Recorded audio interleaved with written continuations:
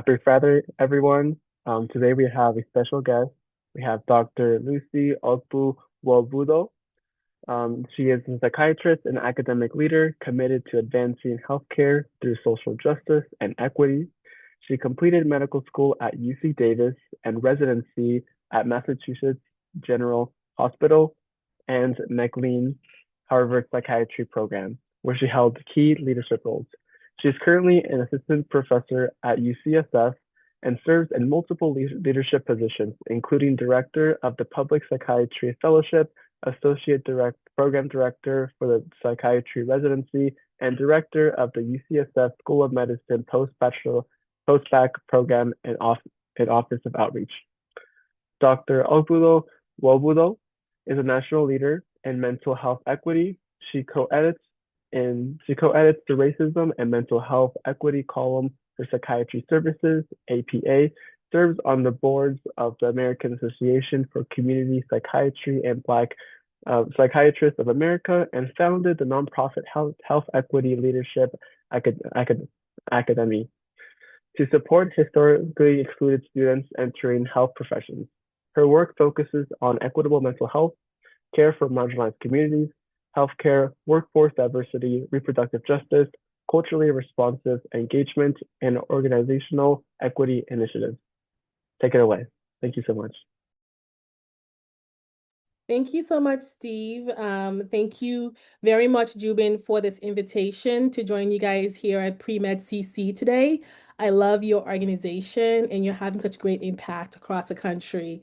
I want to start off briefly by sharing my slide, and then I'll pause after that for our next part of our discussion today.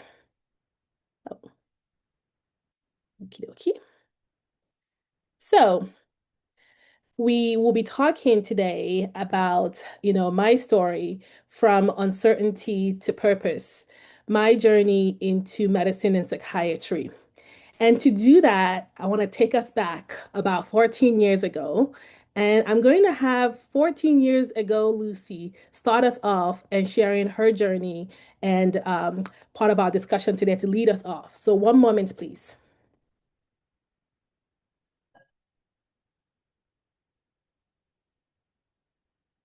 So 14 years ago, I was lucky enough to be part of a documentary called The Waiting Room that was featured at Highland Hospital. And at Highland, I was a volunteer there for many years. And I'm going to play the video and you hear a little bit from me from 14 years ago.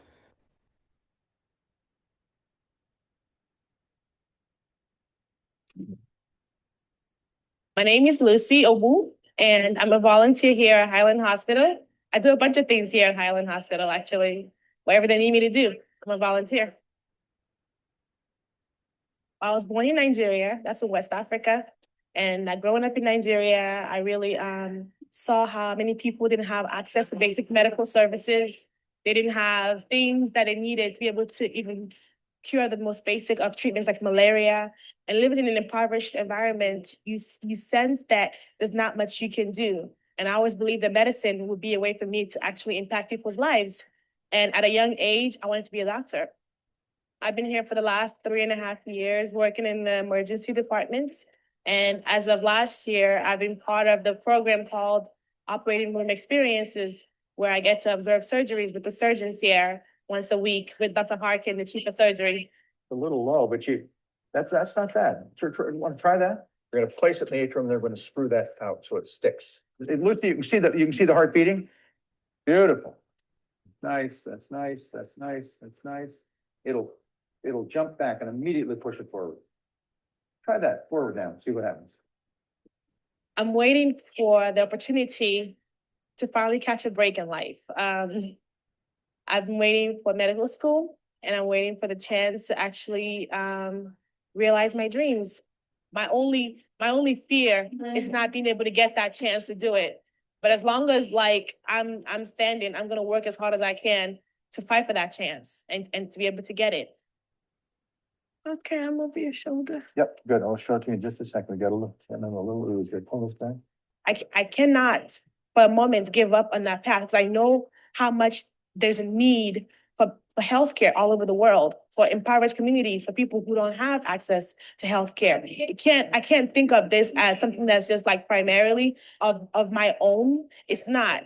If I can be able to somehow one day help one family, help one patient, it would be so much more worth all these different things I'm going through right now, because the cause is bigger than me. All of us can't just think of what benefits us. It would be easy for me right now to go get some job out of like Genentech and like just, give up. I have a degree in biology, I have a degree in chemistry. There are other options to go, but I won't ever give up because I want to use medicine as a way to help people and change people's lives. And I hope to get the chance to do that one day.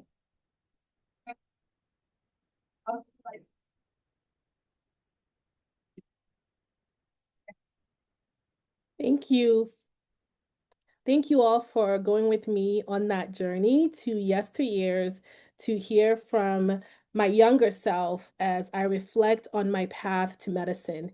I get emotional watching me from all those years ago, thinking about how much I wanted this and how hard and how long it took to get there. So I'll take you on the journey to where we're going today. So I'm going to share my screen and we're going to get started. I want to start off with a quote. I love going to, wiser people to help anchor me whenever I give presentations. And this one is from Steve Goodyear, who is a Methodist minister and an author on self-help books. But I connected with his quote that says, oh, there's a thing on my screen. Let me try to get that off. How do I get this off? You could just drop it down. It's just a poll. Okay, perfect. I'll take a poll later, I promise, guys. The quote says, "My scars remind me that I did indeed survive my deepest wounds. That in itself is an accomplishment. And they bring to mind something else too. They remind me that the damage life has inflicted on me has in many places left me stronger and more resilient. What hurt me in the past has actually made me better equipped to face the present."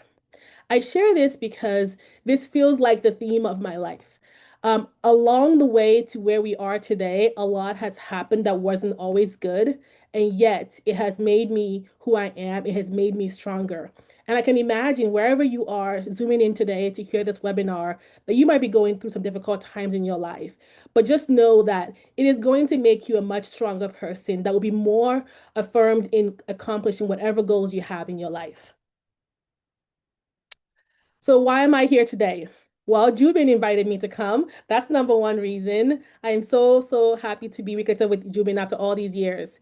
And also, I am here to share my journey into medicine, to explain how psychiatry works, to offer reflections and insights on the journey towards a healthcare career, and most importantly, to answer your question. I hope that as you're hearing my discussion today, you're taking notes on what you want to learn from me, ask questions. I'm open to sharing any insights that I can have to help you on your journey.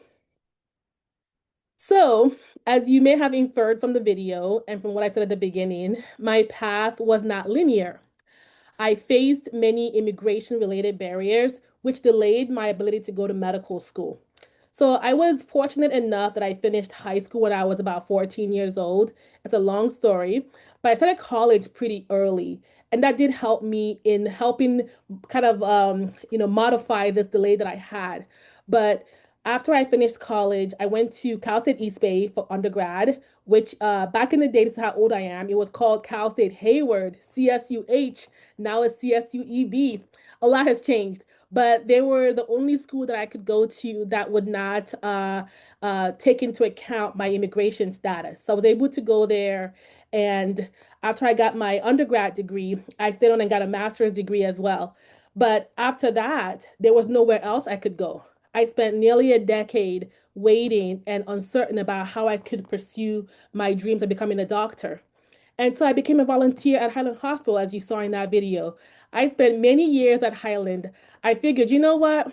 If I can't make this dream of being a doctor possible, I can at least try to gain proximity to a healthcare setting where people are in high need.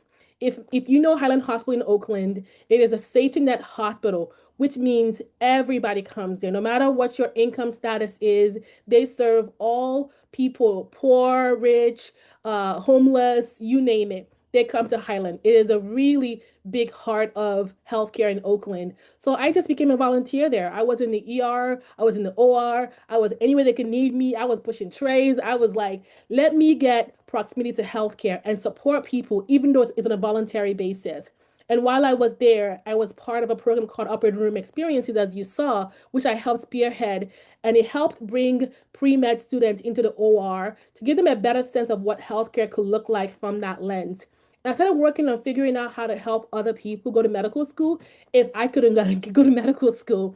As I mentioned, I got a master's degree at Cal State East Bay, and then I did a post-bac program at UC Davis. So all you post-bac people out there, all you post-bac curious people out there, I'm a post-bac alum and a very proud one at that. And as Steve said in my introduction, I now serve as a post-bac director at UCSF, which really means life comes full circle sometimes.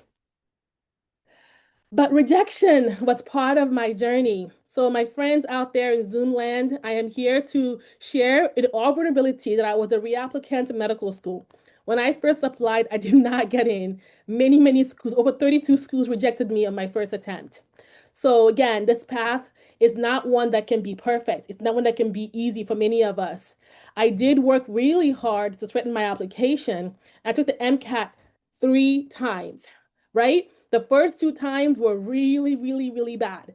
And I'm, mortified when I think about it. But here's the thing. When I took the MCAT the first 2 times, I didn't have any resources like getting a prep program like Kaplan or Princeton Review. I was using my old textbooks, dusting off, my notes from class, trying to study for the MCAT that way on my own because I didn't have a lot of resources. I didn't have money. I didn't have ways to pay for, a formal program. But in the post-bac program at UC Davis, I got a summer boot camp program where I got a dorm room. I got 3 meals a day. I get private tutoring. I get a class all paid for. And that really helped my score go up really high. That when I applied again for the second time, I got into all the schools that I applied to. So I've been rejected, and wherever you are, you may have had people reject you as well. But don't let that determine where you're heading. So my medical school and residency training, as was mentioned in my bio, I went to medical school at UC Davis, and I ended up going to residency, Harvard Medical School with MGH and McLean as our satellite hospitals, and that's where I got my psychiatry training. And I'm going to share a little bit more about what medical school and residency is like for those who may not have a good overview of those experiences. So what's medical school? Medical school is typically 4 years, but that's not always the case. Some people spend a little bit more time in school, and I'll share more about that. So the first 2 years, you're doing classroom and laboratory learning. So you're in an anatomy lab, you're in classrooms learning about the science and medical foundations of what it means to be a doctor. You learn about the human body, about physiology. It's really immersive, it's really intense, but it gives you a strong foundation to help you then get set up for your clinical rotations. But before you do that, you take what's called the USMLE. United States Medical Assistant Exam is required for medical students to take before they go into their clinical years. That typically happens after your second year. Again, some may take longer based on other different reasons for their career or personal goals. And then the last 2 years, you are going on rotations. You're in clinical rotation, clinical sites, you're in the hospital, you're in the clinic, you're getting direct patient care, you're getting exposed to all of the biggest specialties in medicine, internal medicine, family medicine, pediatrics, OBGYN, psychiatry, surgery. You get rotated through all of those rotations and get a chance to see what care could look like in all of those settings. You also have to take exams after each of those blocks of rotations. Then after that, you take your step 2 exam. That always happens usually again after third year. And then after that, you can then graduate from medical school. And I haven't read with the potentially really high medical school debt. Tuition can be really high, and the average medical student has over $20,000, if not way more than that, in student loan debt. So it is not cheap to go to medical school.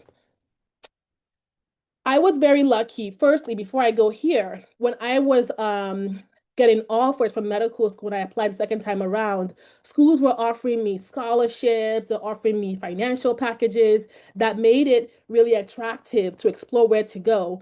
And UC Davis offered me the most money, and they also were a place where I did my postbac already. So I already knew people there. I had a strong foundation there already.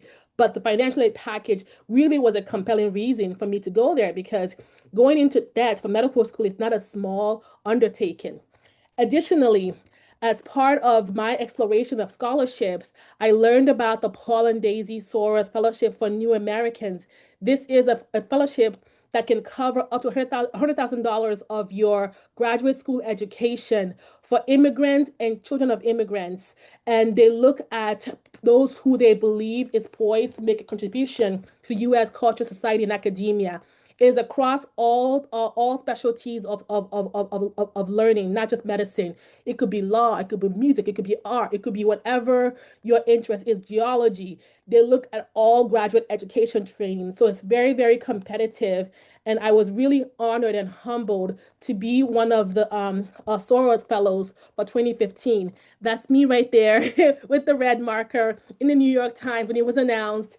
And it was unreal. And I had never been in such rare air. All of these folks are so brilliant. And most importantly, you have a community of people that you can connect with. But they gave me a huge financial support that helped pay for almost half of my medical school training.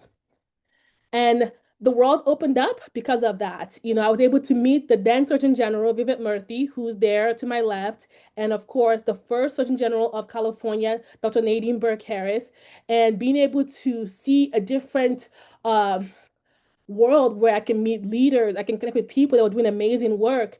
It was so inspiring. You should meet your leaders and your heroes. It can actually further inspire you on your journey. So I was really grateful that the Soros community was very just open and engaging and warm and welcoming for all of us. And again, finances were very helpful, but they really created a whole new mentorship world for me through that program. And then after medical school, you go through what's called the match. You may have heard about this, but when you're applying for residency program, they have you rank all of your places that you applied and interviewed at. The programs also rank their applicants, and some algorithm, system matches it all up whereby you rank a place high enough, they rank you high enough, it's a match. So this is where I want, this is where I am with my brother and my mom on match day. And I got my match letter. I'm holding it up right there, saying I'm going to Harvard. Hooray! Leaving California for the winters of Boston. And at my graduation, University of California News did an article on my journey. And I love this picture of my mom holding her hand up in victory and me getting my medical school, certification. It was a really beautiful moment and one that I will never forget. So what's residency? Residency is where you get paid. What did I say? Paid to train after medical school. Now, after years of paying the school's money and all of these things, now you get paid to then focus in your area of interest, your specialty that you had matched into. So you learn to practice independently through supervision as well. And you work with patients and their families at hospitals, clinics, you name the setting, you work there. And it can range from 3 to 7 years based on your specialty of choice. Mine is psychiatry, and I'll tell you more about that. Ours was 4 years of training, but others can be as long as 7 years plus. So my initial interest in medicine was in neurosurgery. This is actually how Jubin and I met. We had a neurosurgery colleague in common. And I was in the OR, as you saw. I was ready, scrubbed up. I was all about the brain. And I really was fascinated by the complexity of the brain. It was so humbling and so it just seemed so formidable to learn how this amazing organ system worked.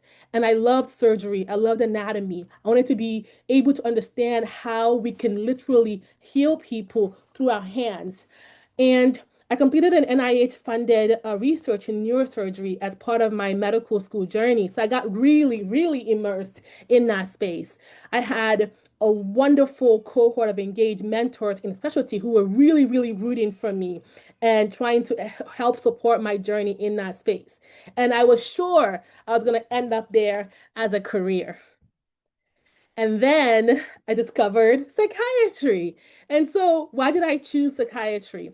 I was drawn to the specialty because of the profound impact of mental illness on individuals, their families, and their communities, and the stigma that often comes with mental health issues in this country and around the world. I wanted to serve people that were disadvantaged because they were the ones that were impacted with the high prevalence of untreated mental illness. Now, it's important for me to say that mental illness affects anyone across every socioeconomic status. It does not discriminate whether you're rich, whether you're poor, whether you're white, black, whatever. It can impact anybody. However, those that are poor, that are marginalized, disadvantaged, have a higher prevalence of having untreated mental health issues because lack of resources can lead to lack of care or lack of adequate care, and they will have a higher adverse outcome from that. And so I was also drawn to patient stories, their lived experiences. I wanted to understand how trauma worked and how resilience and human behavior were impacted. And I wanted to care for the whole person and not just a disease or a diagnosis. And psychiatry for me combines medicine, neuroscience, love of the brain, still there, human connections, and social justice. And I needed that in a field that can bring all of my passions together. So you may ask, what's a psychiatrist? You may already know, but in case you don't know, this is from the APA, our organizing body, American Psychiatrists Association. Psychiatry is a branch of medicine that's focused on treating, diagnosing, and preventing mental health, emotional, and behavioral disorders. Psychiatrist is a medical doctor like I am, who has an MD or a DO, Doctor of Osteopathic Medicine, who specializes in mental health, including substance use disorders. We're qualified to treat people both mentally and physical as part of our specialty. So we do a wide range of things that I'll share more about soon. So how do you become one? It takes 12 years in quotation in this space, but for me, a much longer path, of course. But it takes 12 years after high school to become a general psychiatrist. You complete your 4 years of your undergrad, maybe your community college for the first 2 years, last 2 years or so in a bachelor's degree program. You do your medical school, 4+ years. You then pass all these exams to get your medical license.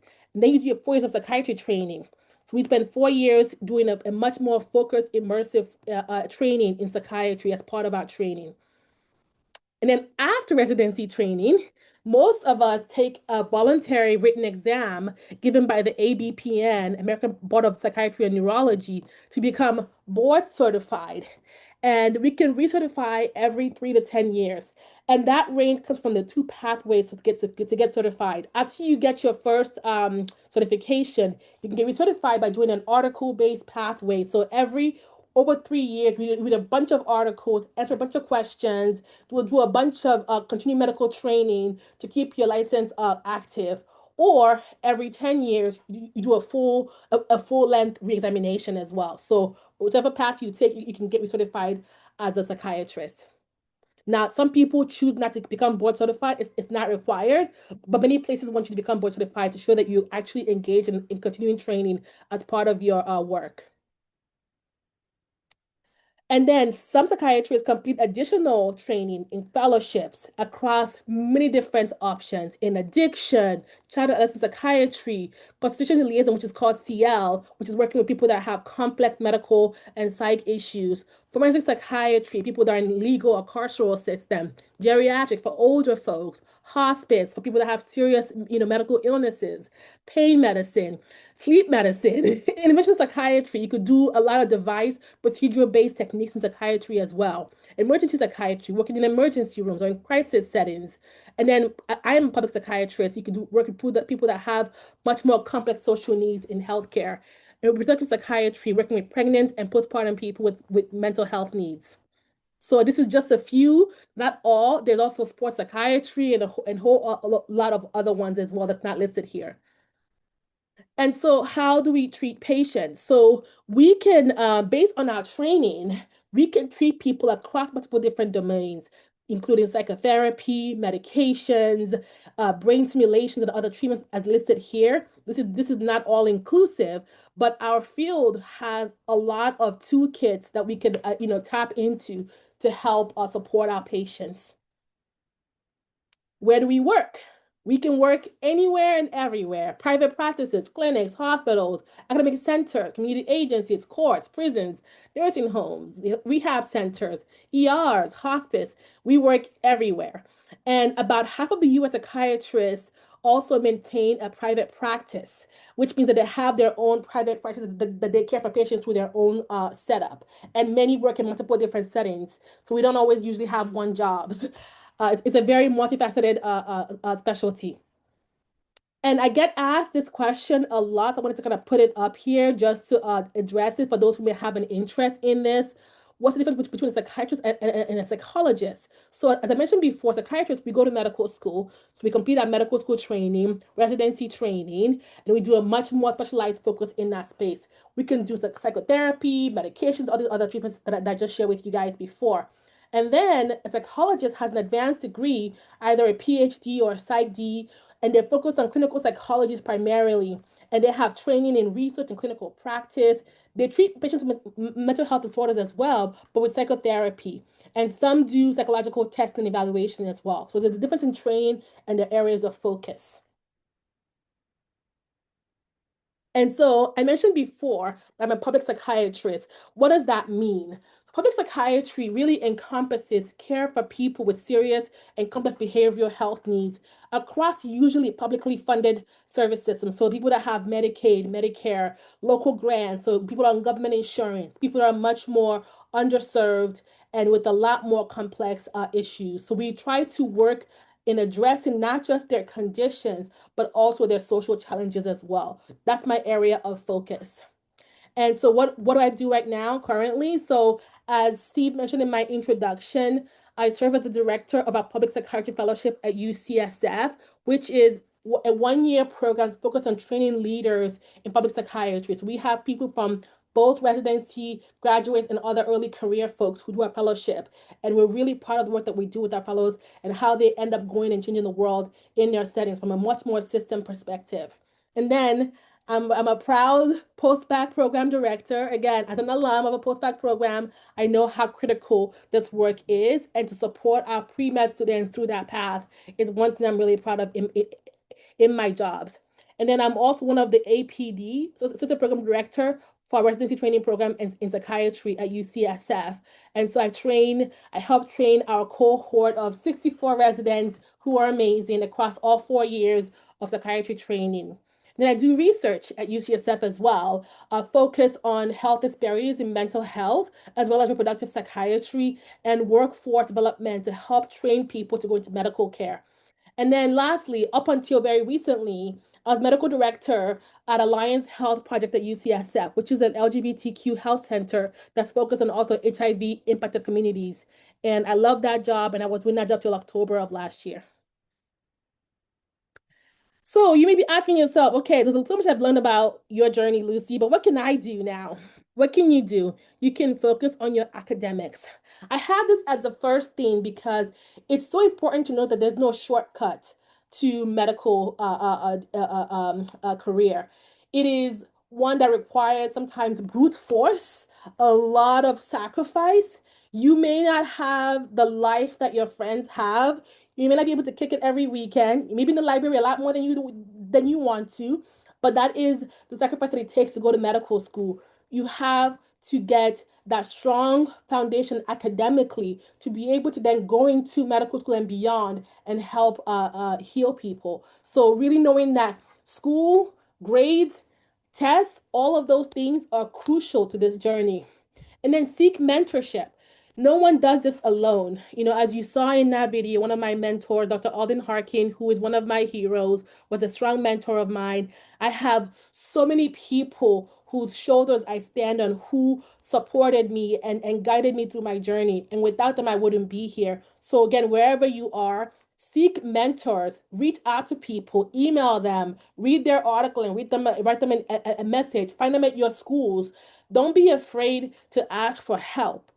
it's really, really important to do that because sometimes we suffer alone, but we don't have to. So really seek mentorship and then gain healthcare exposure. It's really hard to say you want to be a doctor if you haven't seen some kind of way of how healthcare is being, given to people. Whether it's at a student-run clinic, whether it's at a, free clinic, at a hospital, at an ER, at a hospice center. Find something that's within healthcare and immerse yourself in that space. It's so crucial to give you that insight, to give you that language to understand, like, okay, being a doctor looks like this. You can't know that till you're really in those spaces. And stay curious and open-minded, right? No one knows it all. Keep an open mind. Just ask questions, stay inquisitive. Don't ever get too complacent and be patient with your journey. As you can tell with my journey, it took me many, many years to get in front of you today. Wherever your journey is taking you, be patient. It may not come as fast as you wanted to, but give yourself grace. And if you don't give up, you can make your dreams come true. And you don't need a perfect path, right? You may have a different timeline. Setbacks are normal. In fact, you need setbacks, right? It's important to have life happen to you along this journey and don't let them set you back. They could potentially derail you if you let it, right? Growth matters more than perfection. There's no perfect path. I don't care what anybody tells you. It's going to be imperfect. It's going to be really, really complicated, but persistent is essential. Again, don't give up. And what matters most, I really believe in these 5 components, your work ethic, back to the beginning of academics, but beyond all domains of your life, you got to show up prepared, show up present. When you're winging it, when you're kind of like, not giving it your best, you know that. Be true to yourself. Don't self delude. When you're not giving it your best, you know that. So push forward and give it your best. Resilience, right? Life will happen to you. Don't give up. Recover. Push through. Humility. It's so crucial to keep that no matter how far you're going in your journey. Stay humble because you will find that it will take you much more further. If you embody a sense of humility in everything that you're doing. And have compassion, not just for others, but for yourself too. Along the way, you're going to mess up. You're going to have some failures. You're going to stumble, but be kind to yourself as you are being to others. And again, commitment, stick with it. You got to stick with it. And you belong in medicine. All of you do. We need people from diverse backgrounds, people who have resiliency, people committed to working with those who are marginalized. We need you in medicine. And I really, truly mean that. And I'll end with another quote that I love from Harriet Tubman. You have within you the strength, the patience, the passion to reach for the stars to change the world. Thank you all for your time and attention, and I will take questions now. So I'll stop sharing my screen and see what the questions we have coming in. Thank you so much. That was an amazing presentation. Okay, so Thank we you. have a couple so far, and if anyone has further questions, please put it in the Q&A box and we can get to them. So the first one is, how do you think being formally incarcerated will affect my chances to get in medical school and getting a match? Thank you for that question. And it's definitely a more complex one that's going to be very individually based. It depends on your particular legal history. What are the nuances of what you were charged with, and all of the current status of where you are in that journey, whether you are still on parole, whether you are still having to have other restrictions to what you can do, where you can live, all these other components. So I can't say that it won't be hard, but I think it's important to, go to the program you want to apply for, ask questions, reach out, share your own particular, story, because I can't say for, in broad generalization that it won't be a pause for some places, but each person's particular history will determine where and how their journey will evolve. But I appreciate that you are trying to embark on this career. You are needed in this career. We don't have a lot of people that have that lens coming in and trying to go into medical school. So I can appreciate that you will bring a lot to the field. And I hope you can keep exploring and seeking out guidance for your own particular situation. Yeah, the thing is, I would just make sure it's a state medical board issue as well. So some states are very lenient, more lenient than others, and some are really strict. So, and I think that will reflect those medical schools. as well, because I know the problem is not getting into medical schools. The problem is being licensed in a state. And Mm. so, yeah, and so there is, so we actually had someone in our leadership that had a criminal record, but they are in medical school now, their second year. So it is possible. Yeah, thank you for that context. It's really important to note that part of this journey is also outside of the specific institutions and involved states and also evolving state laws. Some laws get lenient, some laws get more stricter, and based on where you are in the country, it could be more or less challenging. Perfect. Our next question is, how do you not give up after being rejected from medical school? Oh, thank you for that question. It wasn't easy, right? I had a lot of people tell me, "Oh boy, 32 programs said no to you. Why don't you go to nursing school? Why don't you go to any school but medical school? They clearly know something that you don't know." I had a lot of naysayers, and for a while myself, I have to say, it wasn't easy to believe that it was possible, right? I took sometimes the rejection as a statement of my self value and my worth. And I had to remember that it wasn't, right? These tests, these grades do not define who you are. They don't define your value to the world and to your goals. And it was really, it took time. It wasn't easy. I had a whole decade to kill. I could spend a whole 10 years to think about this journey, but I will say that it's you can wallow and let things hit you, let things happen to you. You're human. No one is perfect. There's no like, oh, I'm over it. You're gonna cry. You're gonna be depressed. You're gonna be down. You're gonna be, eating your ice cream or whatever your coping mechanism is.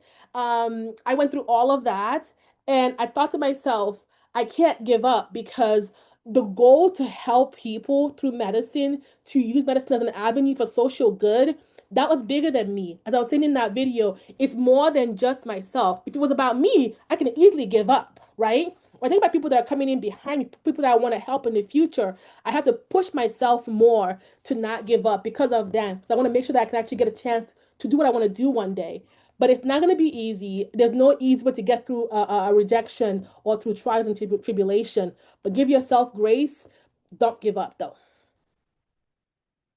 and rely on your loved ones, your friends, your family, people that know you, that care about you.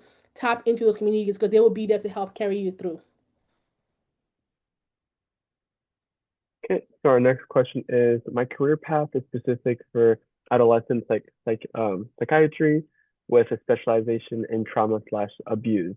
I have 10 years plus of work experience in mental health with children and adults, however, no volunteer experience yet. Where should I start with volunteering that will benefit my medical school applications? I've contacted a few hospitals near me that don't have any volunteer work right now. Where else should I be looking? How do I stay connected with the psych aspect or just volunteer wherever I can? There's a lot there. And I just want to just applaud, your already very comprehensive journey in this field. It sounds to me that you've done a lot of work already. So it's important to note that your clinical exposure can also be paid exposure. It doesn't have to just be volunteering. I volunteered because I didn't have the immigration status to work at that time, right? You could work at a hospital, you could work at a clinic, you could work at a office. It's okay to actually use your paid experience as part of your pre-med exposure. So you've already had a bunch of things you've done already so far. Sounds like that you can leverage towards your potential career. I would say, don't sleep on like street medicine. So there's a lot of homelessness programs out there because we have a huge issue in this country with, with people that are unhoused. Join a street team, volunteer with them. Again, more programs that are serving those who are underserved welcome volunteers. They welcome people who want to serve. Go to health fairs, go to food bank and try to think about how you can tie in food insecurity and healthcare. Try to call a crisis hotline, see if they're hiring people of volunteers for crisis training. Look at hospice in your area. Look up federally qualified health clinics, right? Like there's a lot of broad place that you can look into. Look at recovery centers. You mentioned that you want to do psychiatry. Look at substance use treatment centers. See, they need volunteers. Elder care facilities. Like it's not gonna be the one type. Okay, I'm in this hospital. I'm in this OR. It's gonna be very, very different based on where you're located in the country and what your interests are. But again, you can also get paid for those work for that work as well.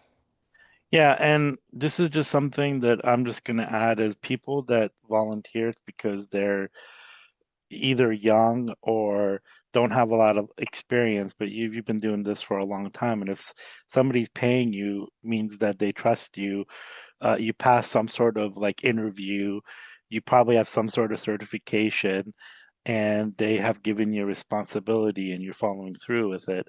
Um, and so, um, yeah, don't get caught up. I mean, you can't really compare yourself to an 18 or 19-year-old pre-med that goes and volunteers. Now, if you're working and getting paid, you've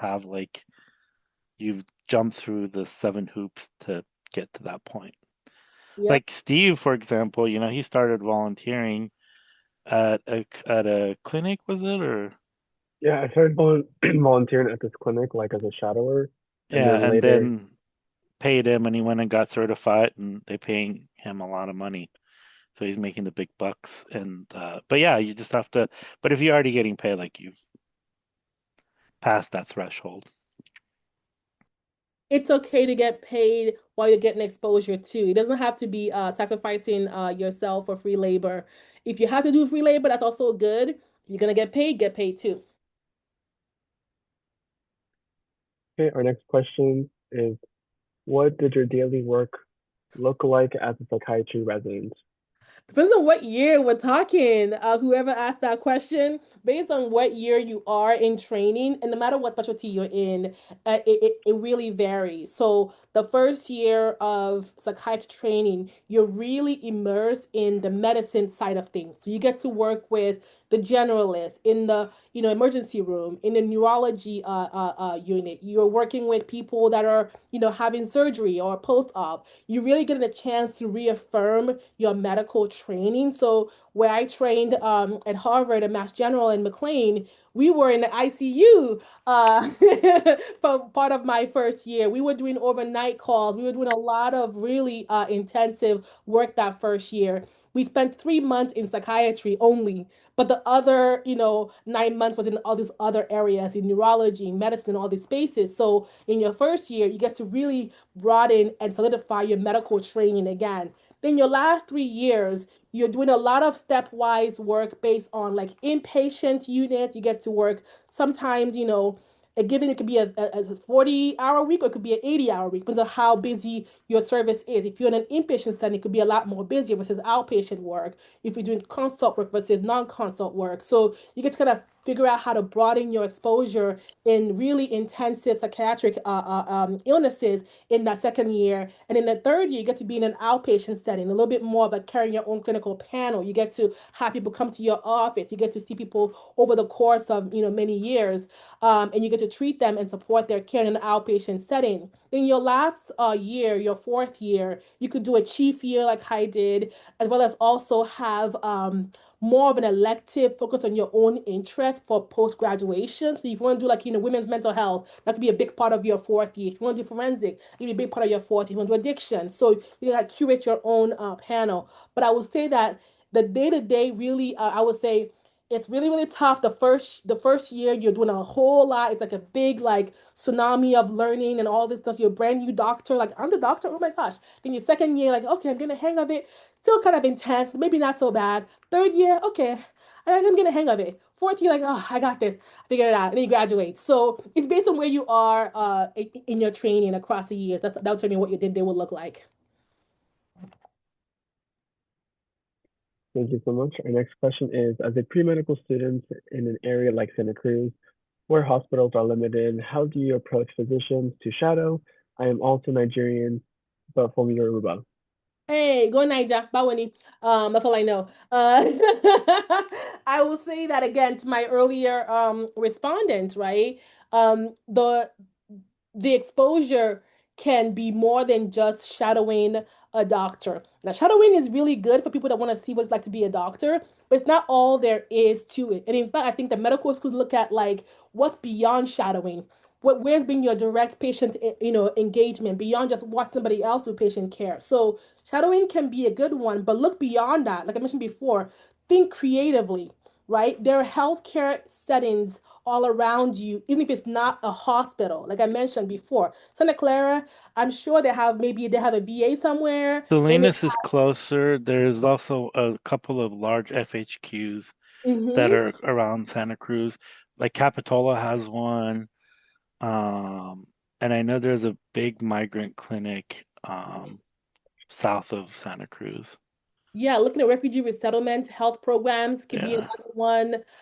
Planned Parenthood, if you have any interest in reproductive health care, just be creative. Don't think about just the typical hospital, right? Like I mentioned before, just look up health centers or just in general, just like mission clinics, anything that you can think of that's like health adjacent that could get you that exposure.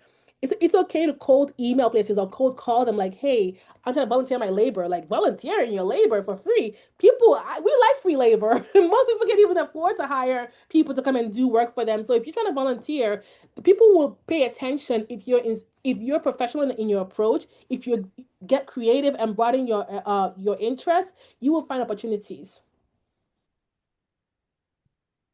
Perfect. Our next question is, what advice would you give to best balance a balance between everything, studying, working, volunteering, etc.?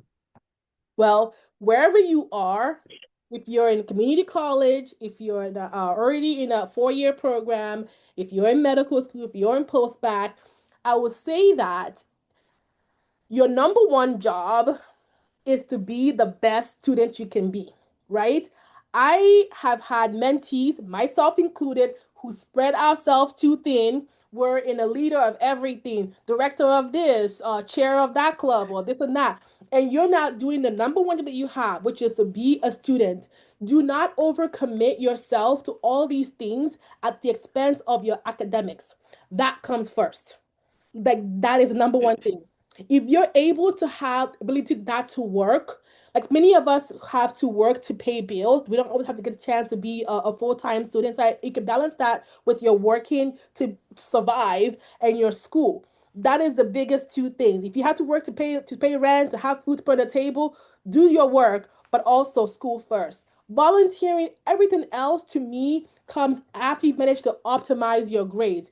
If you're failing anatomy, and you're at the whatever health fair all day long, that's poor priorities because you need that grade to get into medical school to be able to do all those things. Saving the world can wait. Your school is number one.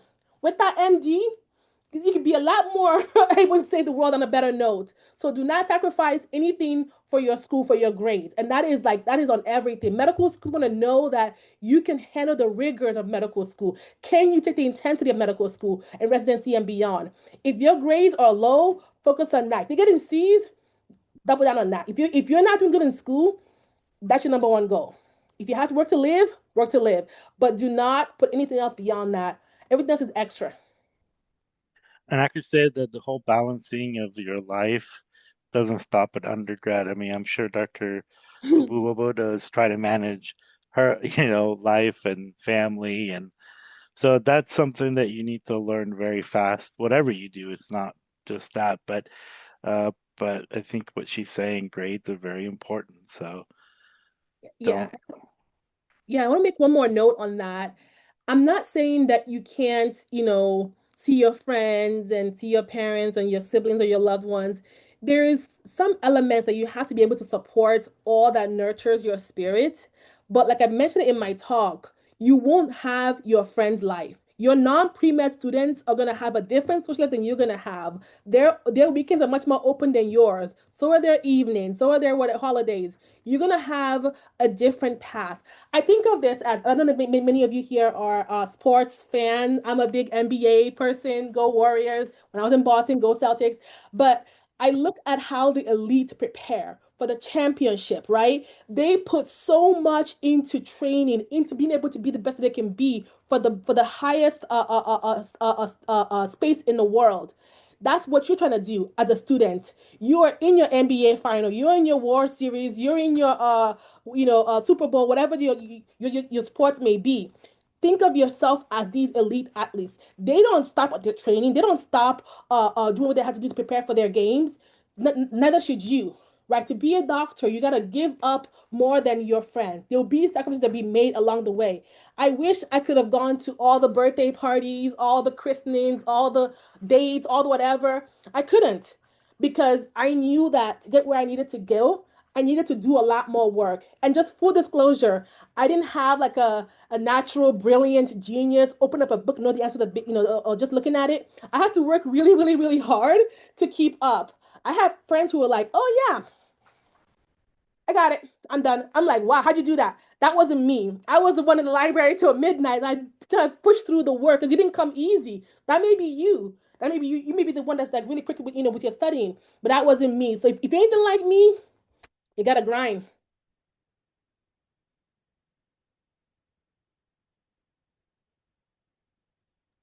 Okay, thank you so much. Our next question is, hi, I've thoroughly enjoyed and feel so inspired by your presentation.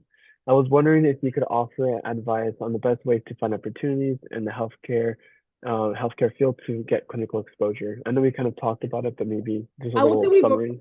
we probably have already answered that a little bit Yeah. more. Think outside of the box and get a job if you need to. Yeah, we have a talk on the 7th that talks about getting clinical experience and well, so come to that. There's going to be an hour and a half of that. So Okay, our next question is, as an immigrant pre-med myself, did you face any obstacles, restrictions during your pre-med or med school days, having immigrant status slash background? Did you have to wait until you got a citizenship slash green card to start volunteering at hospital?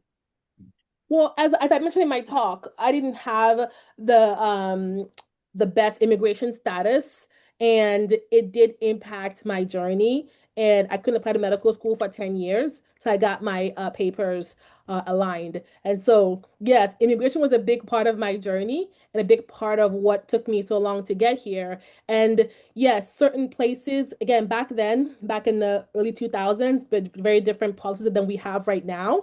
Um, I was able to volunteer without all of my immigration stuff in a row, but to actually apply to medical school, I could not. And it's really unfortunate because we are in a much more, I would say, restrictive and complex world with immigration. And I have a lot of grace for those who are navigating that path right now because it is really scary. Okay, our next question is, in your practice, how do you manage patients who want to start meds initially and include psychotherapy as well? Well, this is a much more complex question because it's based on the person in front of me. It's hard to fully articulate what goes into clinical decision making because it's a person in front of me that determines what we end up doing, right? Not everyone needs medication. Not everyone needs therapy. Not everyone needs one of the above that come to me. Sometimes people come to me and they have a serious medical issue that's why they're there with me. I've had patients that come with me like severe endocrinological issues that's making them act like they have mental health issues, but it wasn't mental health. So my job as a doctor is to figure out what is a person coming in front of me needing? What is their actual issue before I can prescribe any medication or therapy? What is your actual issue besides just like here's a pill or here's a whatever? So it's much more complicated, but I appreciate the question. The next question is, what is your least favorite aspect about working in psychiatry? paperwork, Wait, oh, that's all doctors, Juvin. paperwork. It's death by 1,000 cuts. I think my least favorite part about it is not about the specialty. It's about the fact that we have a lot of societal ills that end up in our waiting rooms. We end up in our hospitals, right? What's impacting people in their lives are not always medical or psychiatric. It is poverty. It is racism. It is, destitution. It's all these things that I can't write a pill prescription for. And so I feel sometimes a sense of helplessness of how to address these bigger issues that impact my patients that's not medically related. And so part of what drives me is figuring out how do we address those concerns for our patients outside of the medical setting. So it's not I don't dislike it as much as it's a reality that we're living in, that we have people that are suffering, and it's not medical, it is not psychiatric, it is just sociopolitical, it's structural, it's systemic, and how do we address those issues?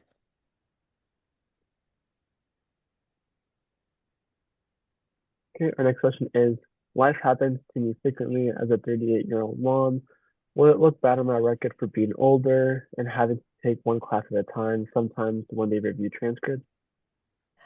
Great question. And no, we have in my medical school class, I had a classmate who was at the time we started at 49 years old, and he was 54 when we finished medical school. And he was one of our best students. We've had people from all age range, from like the 50s to the 20s, and I was in between all of that. And it does not look bad on you for being older. People look at your lived experience and what you can bring to the class and to the field. And so good on you for continuing the work. Good on you for having, desire to not give up on your dreams. Make it happen, Rebecca.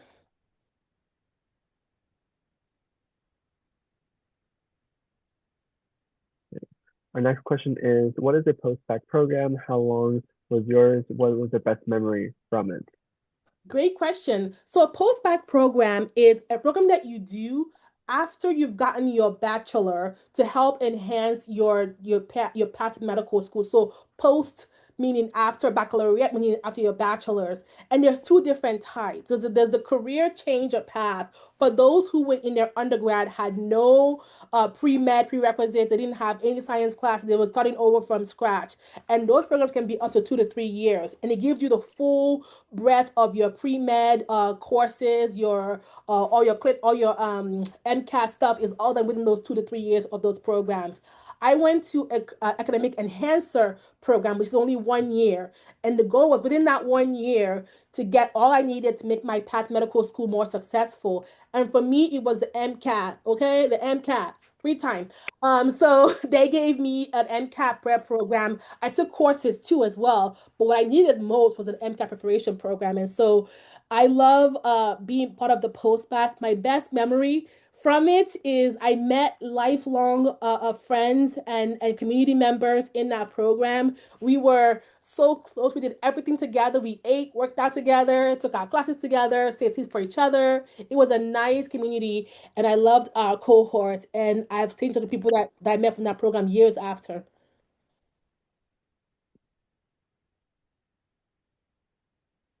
Okay, and then this question is a little bit more specific with psychiatry, but is how would you recommend we go about shadowing opportunities for psychiatry? Yeah, I mean, again, back to my earlier question, right? So, or earlier response, there are obviously the hospitals that you can look into that may have a psychiatric department. There are also emergency rooms that may have psych emergency. There are also substance use disorder rehab centers that you can look into. There are also people that have private clinics, right? I don't know of one path to shadowing.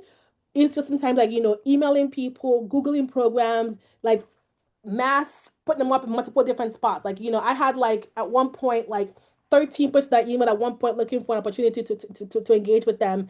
And 12 said no and one said yes. So it really is about persistence and trying to just like look through where you are and think about where you can potentially connect with people outside of traditional just a hospital setting. Because it could be an outpatient clinic, it could be a community health center that has the psychiatrist that comes through there. Think really creatively. Yeah, and there's a lot of the issue with shadowing, volunteering, getting into a facility is the bigger the place, the more paperwork and more clearances you need. And so there's some places that have formal programs and there's places that don't have formal programs. But yeah, it just there's also a thing called safe teams that are pretty prevalent in California. And I don't know where this person is, so if I don't know where you are, um I don't know where to direct you best. But I also know that there's a lot of safe teams that you could volunteer with. There's street medicine teams.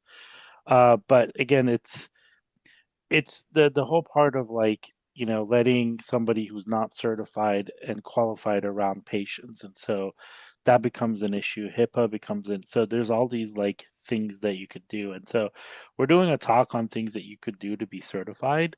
So come to that talk and we'll go over that. Our next question is, do you know of any opportunities or programs that specifically involve working with the VA throughout your journey? They are interested. That Yeah, I mean the VA itself. I feel like, my experience in the VA is that our program here at UCSF has a VA that we have our residents rotate through, and I'm in medical school at Davis. We had a VA that we rotated through as well. And I had met volunteers in the emergency room at the VA in Sacramento area. And so going to the VA yourself as a veteran, thank you for your service. Like going there and asking questions like, I want to support other veterans. What do you have? Do you have group therapy that I can be part of? Do you have patient transport? Do you have, inpatient, person that reads books for patients that are unconscious? Do you, like just ask and see what they may have. Again, I think going to VA directly and seeing if they don't have something at that VA, do they have other places that they know that could offer you an opportunity? Yeah, and as a VA, as a vet, you already have a VA card, so that puts you in front of the line over a lot of other people because you've gone through that. The other part of it too, I know every VA facility, and I don't know where you're at, so I can't really, but you could find their contact. But every VA hospital has a chief of civic engagement, and so you could look up where it is, which VA you're at. I don't, like I said, I don't know where you're at, and you could contact them, and they could direct you. But I know that they use a lot of vets for volunteer work. Um, and I know like some of the people that are vets, they could do research at the VA where, if you're not a vet, it's much harder to get on campus. So yeah. Our next question is, what was your motivation towards medicine specifically, as opposed to healthcare in general, such as nursing or in public health? Yeah, it's a great question. And I have to say that, from a very early age, I had a pretty clear interest in medicine directly because where I grew up in Nigeria and where I grew up in Oakland, I saw a lot of people who didn't have access to healthcare. And I saw physicians as being a direct way I could actually help people directly. I didn't have a lot of exposure to nursing, so I didn't have that sort of pre-existing interest. My brother is a nurse, his wife is a nurse. I have a lot of nurses in my family. So now I've gotten to know more about nursing programs. But prior to that, I didn't have a lot of nursing exposure. So I just had this, medical lens initially. And public health, I am in public health as a public psychiatry. So I get to combine, my interest in population and communities in my psychiatric work. So I get to merge both places, but I think is part of what I was exposed to growing up and what I saw a dearth and a need in versus, one versus the other. Thank you. Our next question is, thank you for your transparency and humility. Your presentation resonated very much. I graduated with my bachelor's 10 years ago and work full time, and I'm doing an informal postbac by completing the prereqs to my local community college. In your experience, should I opt for a formal postbac program instead? As a first gen, I need to work full time, and is the main reason I haven't gone towards the formal postbac. Yeah, first of all, thank you for sharing your particular experience and what you're going through. I think that it's not a small impact that finances can make in our decision making. I can imagine that you need to work to be able to sustain your life. And so going to a full-time postdoc may not be feasible because most postdoc like ours, for example, our students don't work because it's such an immersive and intense program for that year that they don't have space to work. Other programs that are a little bit longer, 2 or 3 years, may have a little bit more room for you to work part-time. But I think the 1 year programs are usually a lot more like intense, so you can't really do a lot of work in. I think I've seen people do the informal, like do it yourself post back to get their, GPA up and to navigate, taking classes on their own. If you have a sense of, if you're able to know what you actually need to take and how to strategize in putting the classes on your schedule, You could probably do it yourself. If you want a little bit more of a built-in structure, much more mentorship and guidance on how to curate your classes, what to take, how to take it, and other support with your application, a form of postback may be helpful. When I was a postback student in UC Davis, I worked nights. So I had a waiver where they allowed me to do the postback and also work. And I worked full time overnight, caring for people and doing in-home care at, people that had disabilities. And I'll pull an all-nighter, at the patient's home, go to class at 8 o'clock in the morning, take a nap after class, go back to work again. And for a whole year, I worked full time while being because I couldn't afford to pay for it otherwise. So I did have to work while doing a formal postback, but it's not easy. My peers were all working and go to the library all day long, studying for classes, and I had to do this other additional work as well. But I was able to succeed in that, but it's not easy. And I do have to say, if you're able to try to get a formal postback, it may help structure your time and make it more efficient, but you're doing it by yourself. But I know that you have to work, so that has to be taken into consideration as well. Yeah, thank you so much. Our next one's a little also more situation specific. I'm an aspiring psychiatrist and am a non-traditional student. I am a 34-year-old woman and want to have 2 kids as well. I'm applying to medical school this cycle. When would you suggest would be the best time to have children in the 4 years of medical school and 4 years plus of residency and possible fellowship training, physically and stress-wise? One thing that draws me to psychiatry is that I've heard it works better, has better work-life balance, and I'd like to have a family around that. Yeah, thank you for that question. And I will say that the best time to have a baby is the best time for you to have a baby. In my training, I had friends, classmates had babies at first year, second year, third year, fourth year, residency year 1 to year 4. My class of residents in my fourth year had like I think 7 kids in 1 year. Like there really isn't a best time that's like a generalized. It's the best time for where you are in your life. Do you have family support? Do you have childcare access? What's your setup in your life that can help optimize having a kid in medical training, right? If you're able to identify those resources, have it whenever you feel like you should have it. There really isn't a best time. I've seen people have it at all 4 years and do really well. Some have done it like maybe fourth year to do it right before graduation, either at medical school or training. But these things, like it's all imperfect. It's what is right for you. Do you have a supportive partner? Do you have a community that can help you when you have to go on call or we have to work late? Who's gonna pick up the kid from childcare? So like all these things is based on your personal space. But do not think for a second that you can't have kids in training. You can. Many people I know and love do. I'm a godparent. Many kids are born in training, and it happens all the time from all genders, not just women, men, non-binary folks. People have kids whenever they feel like they need to have kids. There is an application open for being godparent. Yes, godparents are the best. Okay, our next question is, I've been told from former healthcare professionals that non-medication interventions such as cognitive behavioral therapy and other forms of treatment are not commonly used among psychiatrists. As someone interested in holistic forms of treatment for mental health, would you say psychiatry is an appropriate field? Psychiatry is an appropriate field for you if you look into the specialty and you feel like it aligns with your goals and values. There are many people in psychiatry who practice their field without just medication. So CBT and other modalities of therapy are being used. There is a field called integrative psychiatry, where it's a lot more of a holistic, patient-oriented care. And the complementary interventions can be across all different things from nutrition, exercise, supplements, lifestyle changes, all these different things. They try to really mend the mind, body, and spirit connection. And they really use all different types of conventional and holistic mechanisms to care for their patients. So it doesn't have to be a one type way. In your training, if you pursue the field, you can learn and get support and training to help curate the kind of path that you want to have moving forward.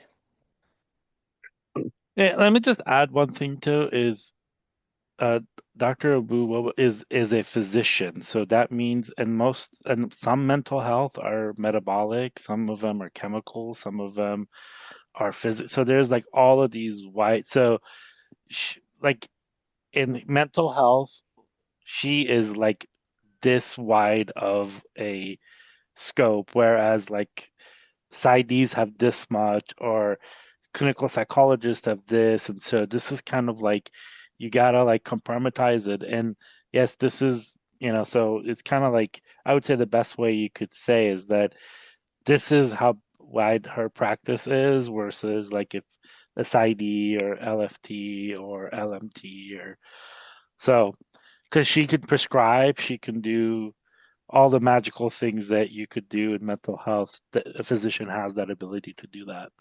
Thanks for Right. that expounding on that, Joe, because I think it's important. Like I mentioned before, like when I see a patient in front of me, I don't think psychiatry. I think human being and Yeah. what else is going on with them, right? Because it's not just about mental health that I can support a patient with. I've had patients that come to me with depression on their notes and come to find out they have a massive brain tumor suppressing areas that affect mood in their brain. And lo and behold, my neurosurgeon colleagues will help take care of them later as I finish helping support them. I've had people coming with me with like horrific cardiac issues, right? Post stroke that have horrible mental health challenges. It's not a clear like there's one way to do something. As a medical doctor, I'm looking at things much more comprehensively, and I have to keep that open lens before I narrow down to like, oh, this is a mental health issue because it may not be. Thank you so much. I'll be kind of jumping around the questions just to maximize the span. So besides improving your MCAT score, what are other things you did specifically to improve your application? Did you reapply for the very next cycle or wait a few cycles before reapplying again?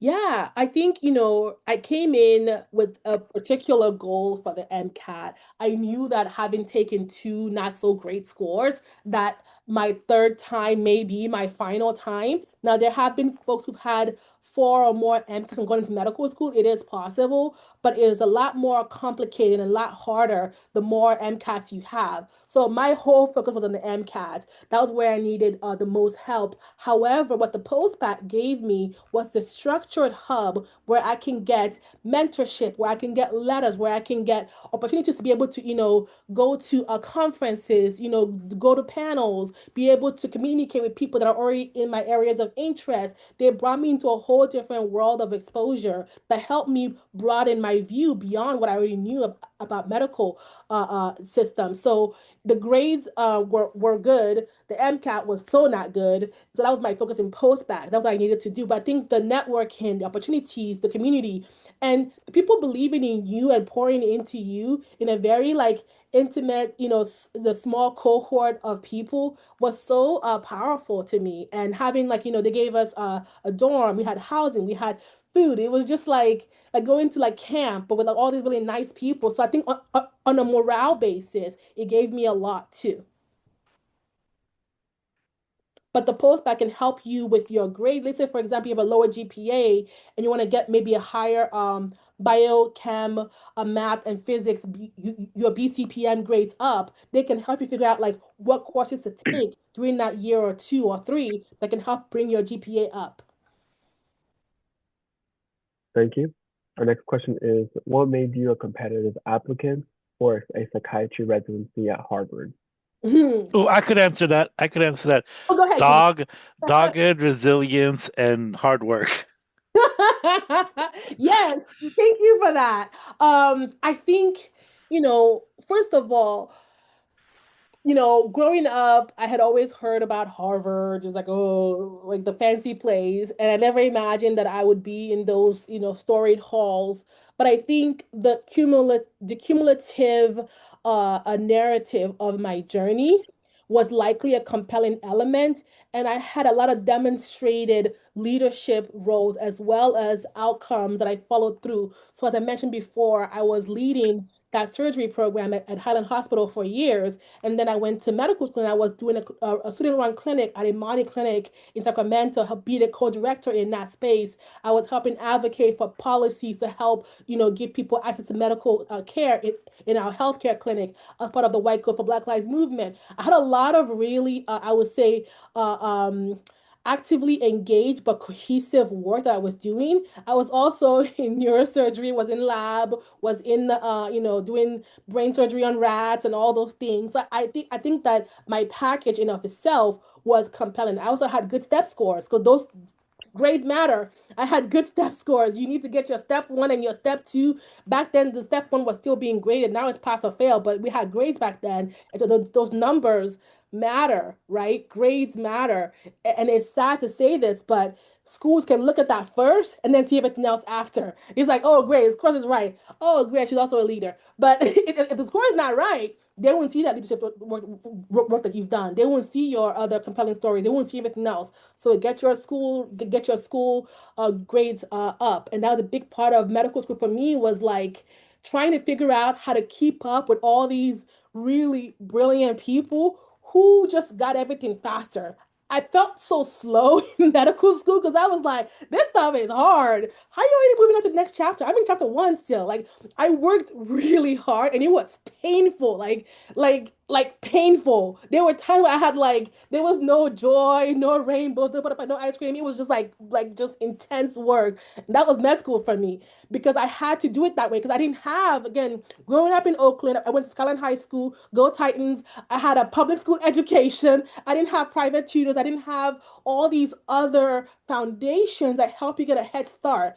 My colleagues had like private tutors. They had like their own MCAT, home tutor. They had the world's best whatever supporting them, and they can get things a lot faster than I was getting. But you couldn't outwork me.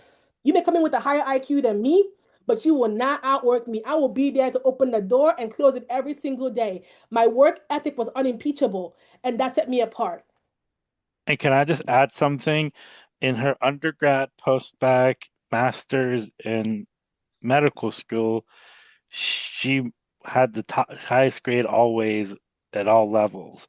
So it was hard work, and there was people that were, I would say, smarter, had more resources that didn't do as well as her. So I'm embarrassing her, but I was privy to her grades and those things, and she worked harder than anyone else. So you know, you know what they say, hard work. And there was a saying that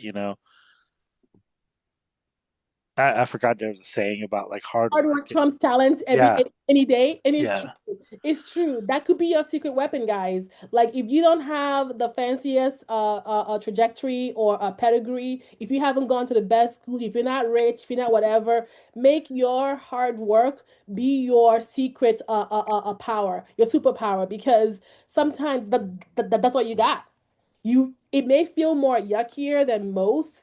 It may feel like less streamlined. Like my studying was messy. Like it was hard. There were tears. I was like, put out my braids. Like it just wasn't easy.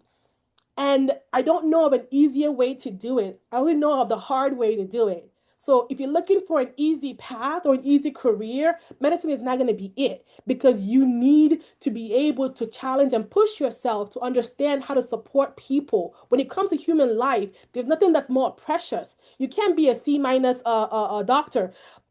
Don't touch me, because that's a very scary person, right? Like you want to be the person that your mom, dad, kid, brother, sibling can go see, and you will feel confident in that person's, ability to understand what's happening in front of them. If snooze your way through medical school, take a lot of shortcuts, when it comes down to it, when the patient is in front of you, you can no longer delude yourself. What you know or don't know comes into place really quickly, and people will see it very soon. So please buckle down, work hard. It won't be good, it won't be pretty, but you can do it.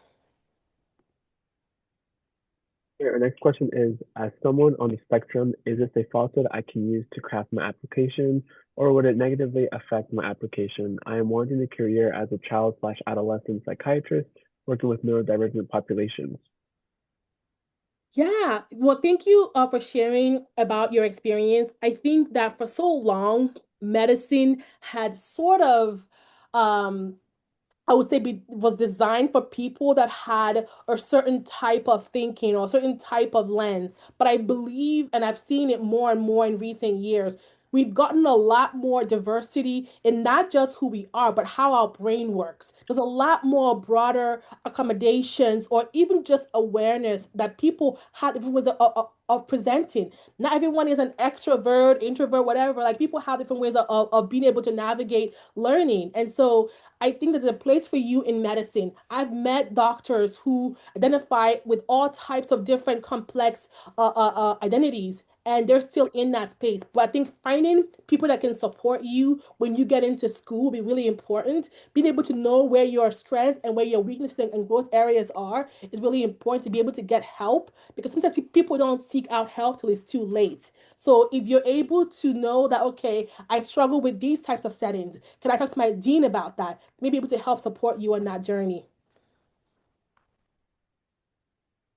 Thank Yeah, you so much. and I would just say that we all face obstacles, either internal or external.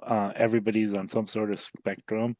Everybody has to deal with racism and status and all those things. And I think that we all come in all shapes, size, and forms. And so, uh, and there's a place for everyone. So,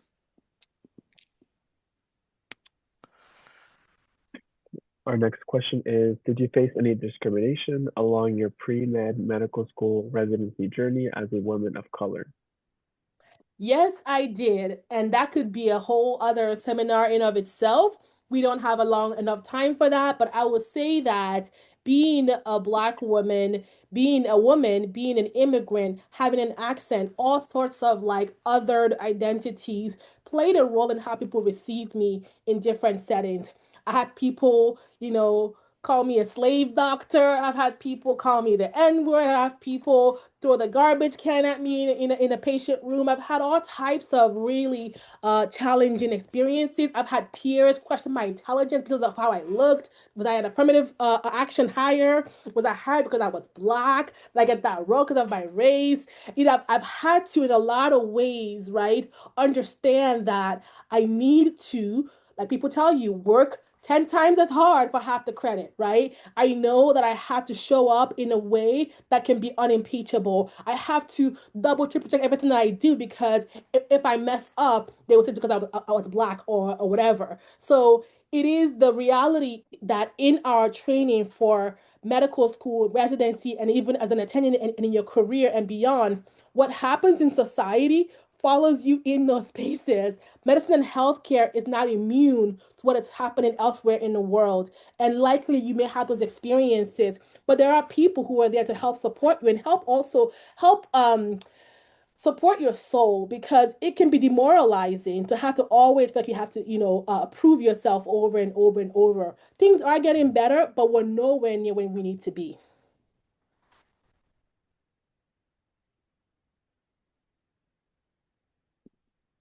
Okay, our next question is, I guess it's something that's different is, what was oh, your this was specific? the one. What year of medical school was the hardest in your opinion, or was Ooh. pre-med harder?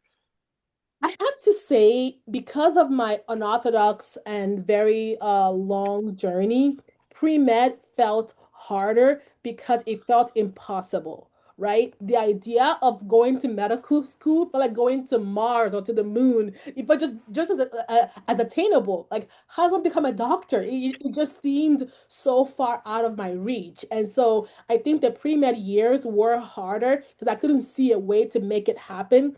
Once I was in, it was like, okay, I'm gonna graduate. I'm in. You're not gonna kick me out, right? Like getting in was like, okay, I can do it. But I have to say though, step one, the old school, graded step one was really, as they say, hella hard. And that did keep me up a little bit, but nothing could touch how the MCAT Like the MCAT kicked my rear. The MCAT had me on my knees saying the prayer, saying the rosary. I was calling on every, divine intervention because nothing felt harder than the MCAT. And after two horrible MCAT scores, I thought my life was over. So I think the pre-med journey is brutal.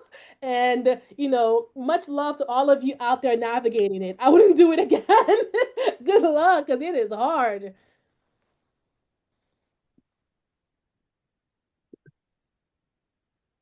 Even do we have any time for any other questions? Somebody wants to know what was your undergrad major?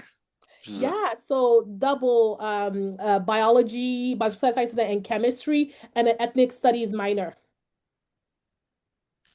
This is a question. Have you experienced imposter syndrome? Everybody has. Everybody has, and it doesn't ever go away. There was this idea somehow like the more you accomplish, the easier it gets. But no, it is actually a persistent reality for many people who are trying to do good work. Like it's hard not to feel like an imposter. However, I want you guys to look this term up. Recently, a few years ago, I learned about a term called discriminatory gaslighting. And this historian, Christy Piccichero, I'm not saying her name right, she really helped reframe how I thought of imposter syndrome. Her idea is that how can we not feel self-doubt? How can we not feel insecure when these systems are designed to make us feel that way? So it's like, yes, I feel like I'm not good enough, but I'm being told every day I'm not good enough. So it's kind of a systemic issue versus an interpersonal issue. And it gave me the sense that, you know what, yes, I may have these insecurities or these concerns, but if we don't fix how our system is treating its trainees, its workers, its people, we can never feel like we're worthy of being in those systems until we fix the systems that we're actually in. So look it up. She's a lot more eloquent about it than I am. It helped change my mind about, okay, what am I really experiencing? Is it me or is it all this? Another question, is there a way which being an Igbo Nigerian American has affected or helped your career pathway? Yeah, great question. I want to give all credit to my parents and how they raised me. My family was really, as the Nigerian path can be, all about education, like everything for school. You work as hard as you can and use knowledge to be able to help support your community, to help support your family, to be able to better yourself. And so that strong foundation from the Igbo culture, from the Nigerian culture, was instilled in me from birth. So when I came to America, I already had that drive, that sense of like bigger than myself, pursuing a bigger goal, using education as an avenue and the vehicle for it. And that came from how I was raised by by my parents and my family. So yes, it played a big role in my journey.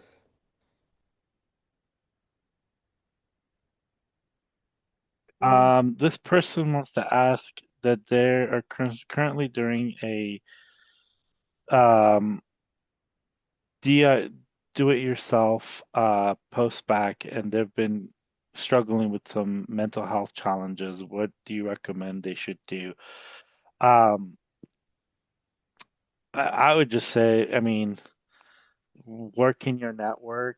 There's support. And if you're if you're going to community college in California, and I don't know where you're at, but there is a lot of on-campus mental health available now at the CSU and the UCs are well, and they have a lot of resources and connections to be able to help you and talk to you. And like I said, it's really hard to do it on Zoom and not knowing, and it's kind of a challenge. So there's a lot of local resources that are available to you for academic, and and it's part of like being a student there as well. Yeah, and I think, the fact that you are getting help for your mental health is really important. There's nothing more important than your health, right? Like if you're not well, you can't do anything else. So prioritizing your well-being and your health, if you're getting that under control, it's okay to also retake classes, right? People have taken classes where they got a D or an F in or a C and took it over again and got an A later. It's okay to take a little bit of a longer path as long as you're helping support your own mental and physical health. But yeah, there's no perfect transcript. Try not to focus on, the not so great grades now, because you can get better grades later on and show an upward trajectory that the schools like to see. So people have gotten multiple S and became doctors and surgeons or whatever they want to be. So don't let a bad grade or a few bad grades or even multiple bad grades derail you, because you can still dust yourself up, take it over again, do better, get better grades, and apply when you're able to have a sense of a better application package. Okay, and just Alrighty. Go ahead. just because it's the last question, or should I? Go ahead. Go for it. Okay.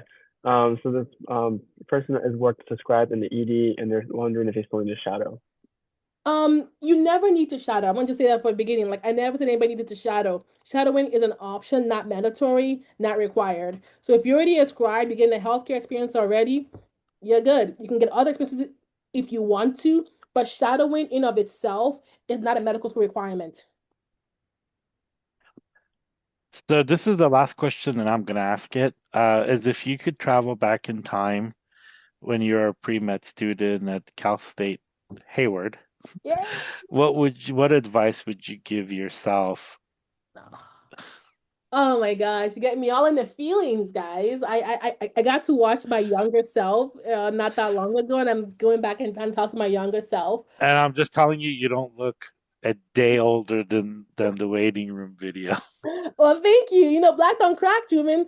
Uh, I would say, at the time, life felt insurmountable. At the time, everything just felt impossible. And I will go back and tell her that she's going to be okay, that she had everything that she needed all along to make her dreams come true. And though it's going to be hard, remind her not to give up and just keep her eyes focused on her dream, and don't let the adversity change her along the way. Thank you for that question.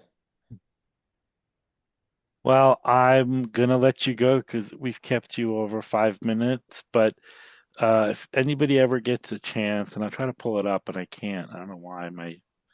It's impossible is nothing quote. Pull it up. It's a great quote. It's one of my favorite quotes. But yeah. Anyways, I will let you go. Thank you again. It was great seeing you.